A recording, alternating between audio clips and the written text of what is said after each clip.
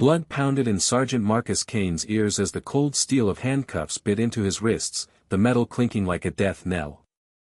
He stood tall, his Marine sniper's discipline holding his spine rigid, but inside, rage and humiliation churned like a storm. The precinct's fluorescent lights buzzed overhead, casting harsh shadows on the faces of the three officers glaring at him, their hands twitching near their holsters. It had started with a routine traffic stopper, so they called it. Marcus, driving home from a training session at Quantico, hadn't noticed his taillight was out. He'd pulled over promptly, hands visible, voice calm, the way he'd been taught to survive these encounters. But the officers didn't see a decorated Marine with 2 tours in Afghanistan and a Silver Star for valor. They saw a black man in a hoodie, and that was enough. "Step out of the car, boy," one had sneered, his partner already reaching for cuffs. Marcus complied, but his quiet question, "What's the charge?" had ignited their fury. A shove, a shout, and suddenly he was face down on the asphalt, his cheek pressed against the cold ground, their knees on his back. Now, in the precinct's interrogation room, Officer Daniels leaned close, his breath sour with coffee. "You think you're tough, huh? Some kind of hero?" His partner, Officer Reed, smirked, tossing Marcus's military ID onto the table like it was trash. "Probably stolen," Reed muttered, loud enough to sting. The third officer, a younger guy named Carter, shifted uncomfortably but said nothing, his eyes darting to the floor. Marcus's voice was low, steady, but laced with steel. "I earned that ID. Check my record. I'm a Marine." Daniels laughed, a harsh bark that echoed off the cinderblock walls. "Marine or not, you're in our house now." He jabbed a finger into Marcus's chest, the cuffs clinking as Marcus instinctively tensed. The room felt smaller, the air thicker, as if the walls themselves were closing in. Outside, the night was quiet, but inside, the tension was a live wire. Marcus's mind raced, not with fear but with strategy. He'd faced ambushes in Kandahar, snipers in Fallujah. He'd stared down death and walked away. But this was different. This wasn't a battlefield with clear enemies. This was home, where he was supposed to be safe, where his service was supposed to mean something. Instead, he was a suspect, a threat, reduced to the color of his skin. The door swung open with a bang, and every head snapped toward it. A man stepped inside, his presence like a thunderclap. General Raymond Holt, 4-star general, commander of countless operations, and a legend in the Marine Corps, filled the doorway. His uniform was immaculate, the stars on his shoulders gleaming under the harsh light. His dark skin mirrored Marcus's, but his eyes burned with an authority that made the room shrink further. The officers froze, their bravado evaporating. "Who's in charge here?" Holt's voice was a low growl, each word precise, cutting through the air. Daniels straightened, his smirk faltering. "I am, sir. Officer Daniels." This man, Holt interrupted, stepping forward, is Sergeant Marcus Kane, one of the finest snipers in the Corps. A man who's risked his life for this country while you were writing speeding tickets. He pointed at the handcuffs. "Take those off. Now." Daniels hesitated, his jaw tightening. "With all due respect, General," he was non-compliant. "Non-compliant?" Holt's voice rose, a controlled explosion. "You profiled him, assaulted him, and dragged him here without cause. I want names, badges, and an apology, or I'll have your entire precinct answering to the Pentagon by morning." The room went silent, save for the buzz of the lights. Carter, the young officer, fumbled with his keys, stepping forward to unlock Marcus's cuffs. His hands shook as he worked, muttering a quiet, "Sorry." Marcus rubbed his wrists, his eyes locked on Holt, a mix of gratitude and exhaustion flickering in them. Reed and Daniels exchanged glances, their faces pale, but neither moved. Holt turned to Marcus, his expression softening for a fraction of a second. "You all right, son?" Marcus nodded, his throat tight. "Yes, sir. But he wasn't alright, not really. The weight of the night pressed on him, the sting of betrayal sharper than any bullet. The precinct wasn't the end of it. Word of the incident spread like wildfire, fanned by a bystander's grainy phone video that hit social media. By morning, justice for Marcus was trending, and the precinct was swarmed with reporters. Marcus, who'd spent his career avoiding the spotlight, found himself at the center of a national firestorm. Protests erupted outside the station, signs demanding accountability, while talking heads on cable news debated whether Marcus was a victim or a thug who'd provoked the cops. Marcus hated the attention. He wasn't a symbol, he was a soldier. But the anger in his chest wouldn't settle. He'd fought for a country that still saw him as less, and the thought gnawed at him. At home, his wife, Lena, held him tight, her voice fierce. "You don't owe them silence, Marcus. Speak." His daughter, Aisha, only 10, looked up at him with wide eyes.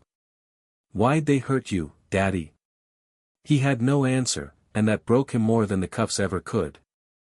General Holt didn't let it go. He called Marcus the next day, his tone direct. "This isn't just about you, Sergeant. It's about every black soldier who's had to prove they belong. We're going to make this right." Holt pulled strings, leveraging his rank to demand an investigation. The precinct's body cam footage was reviewed, revealing Daniels and Reed's aggression, their slurs caught in muffled audio. Carter, the rookie, came forward, admitting he'd been too scared to intervene but wanted to testify. The case became a lightning rod. Community leaders rallied behind Marcus, organizing marches, while others accused him of playing the race card to dodge accountability. The officers' union defended Daniels and Reed, claiming they'd followed protocol. Marcus's military record spotless, with commendations for bravery, was dissected online, some calling it irrelevant, others a shield. Through it all, Marcus stayed silent, letting Holt and his lawyer handle the noise. But silence didn't mean peace. Weeks later, a hearing was set. Marcus walked into the courthouse, Lena at his side, Aisha clutching his hand. The crowd outside was a sea of signs and shouts, some for him, some against. Inside, Daniels and Reed sat stone-faced, their badges gleaming defiantly.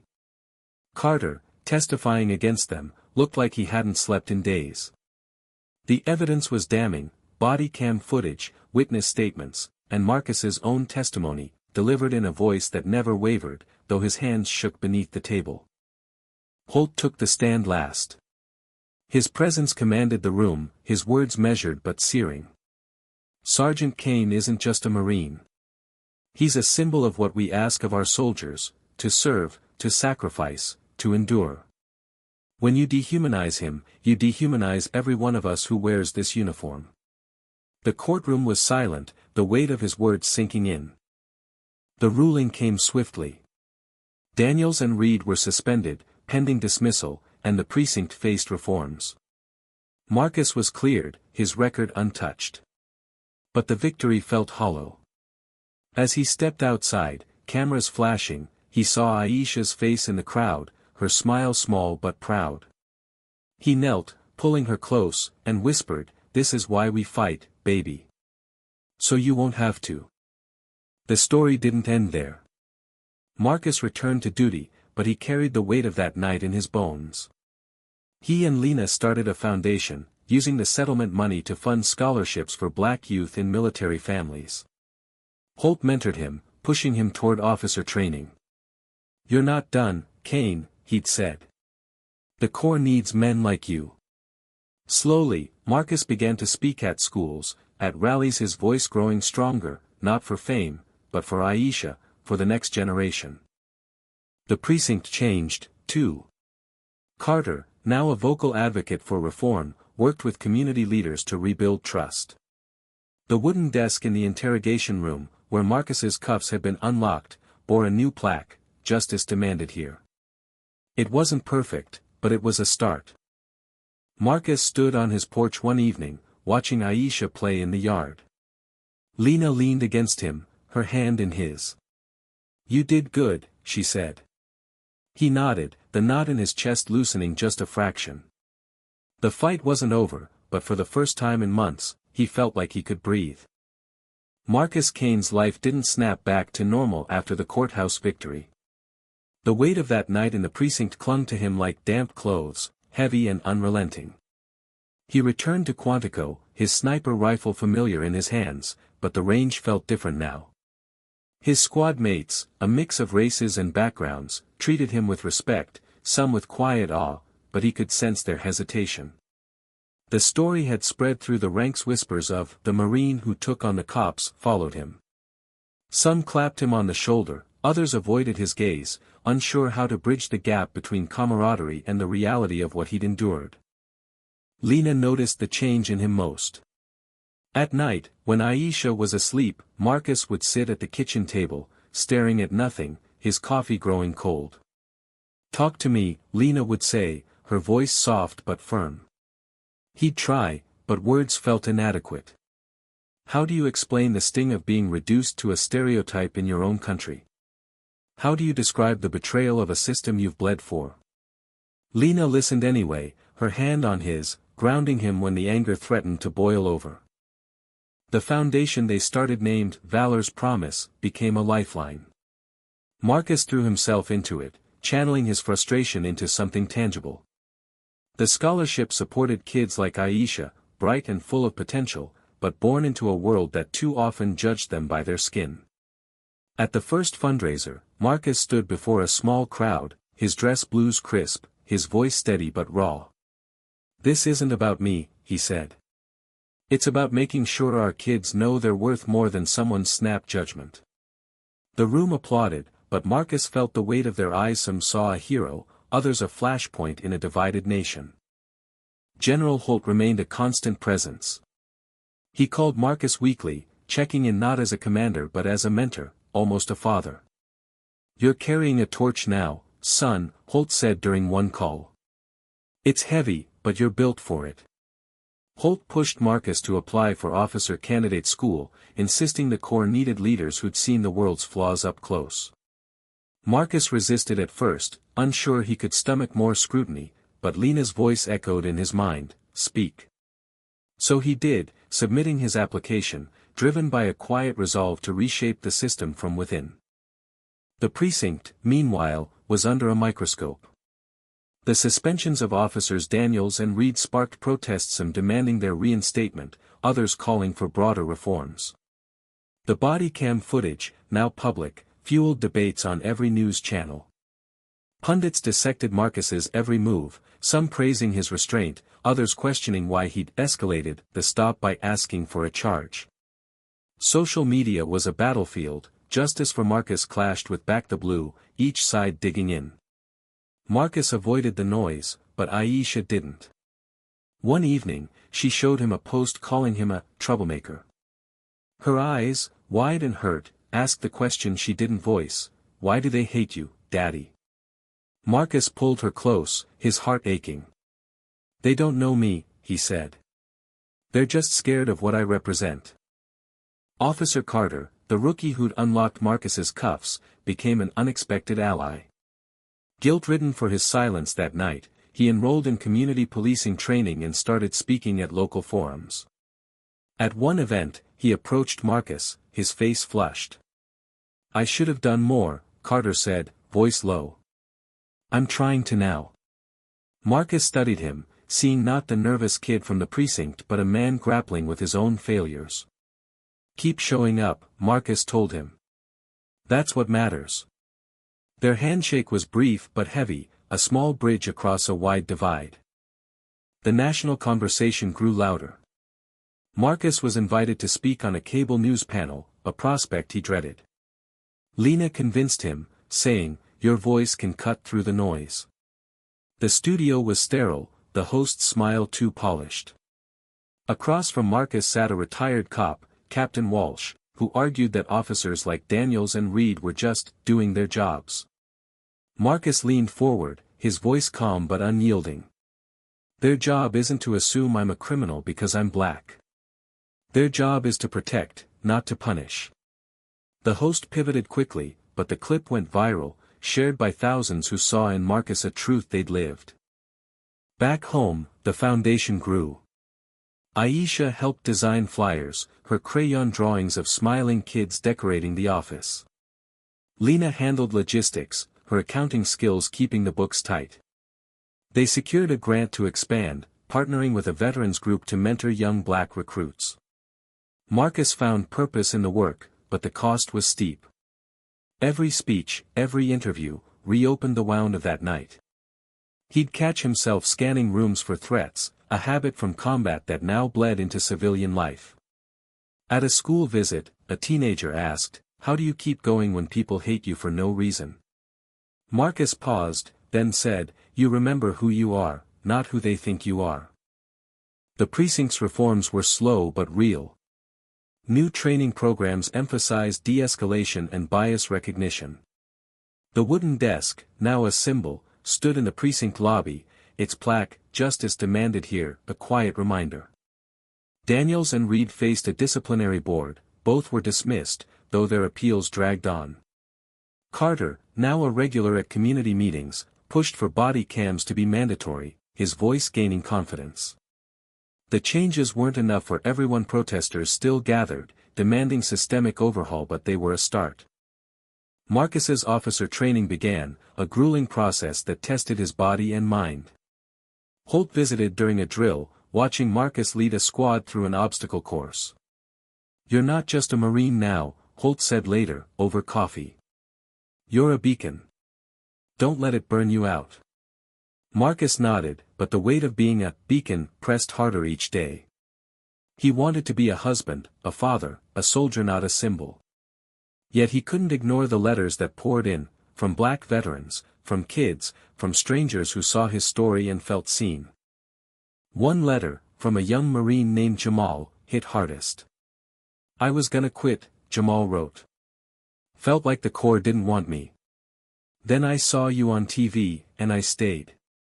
Marcus read it to Aisha, his voice catching. She hugged him, whispering, "You're my hero, Daddy." That night, he slept without nightmares for the first time in months. The foundation's first scholarship ceremony was held in a community center, packed with families, veterans, and a few reporters. Marcus stood at the podium, Aisha and Lena beside him. He looked out at the crowd, diverse, hopeful, complicated, and felt the knot in his chest loosen. "We're here because we believe in second chances," he said. "Not just for us, but for this country. We can do better. We will." The applause was loud, but Aisha's proud smile was louder. As the movement grew, so did the pushback. Online, trolls targeted Marcus, digging into his past, twisting his words. A conservative blog called him a divisive figure, while a progressive one praised him as a revolutionary. Both missed the point. Marcus wasn't fighting for headlines, he was fighting for Aisha's future, for Jamal's, for every kid who deserved a fair shot. Lena kept him grounded, reminding him to laugh, to play with Aisha, to live beyond the struggle. One evening, Marcus and Carter met at a coffee shop, an unlikely pair bound by that night. Carter shared his plans to train new recruits, to teach them to listen before they act. Marcus shared his hopes for the foundation, for a world where Aisha wouldn't fear a traffic stop. They didn't agree on everything. Carter still believed in the system's core, Marcus in its need for change, but they listened. It wasn't perfect, but it was progress. Years later, Marcus stood at Aisha's high school graduation, now a captain in the Corps. She'd won a Valor's Promise scholarship, her speech about unity echoing her father's fight. The crowd included Holt, retired but proud, and Carter, now a sergeant leading reform efforts. The wooden desk's plaque had been replicated, gifted to the school, "Justice Demanded Here." Marcus looked at Aisha, her cap tilted jauntily, and felt hope, fragile, hard-won, but real. The fight for justice isn't won in a day, or even a lifetime. It's a relay, each generation passing the torch. What do you think? Where does justice begin, and how do we bridge the divides that tear us apart?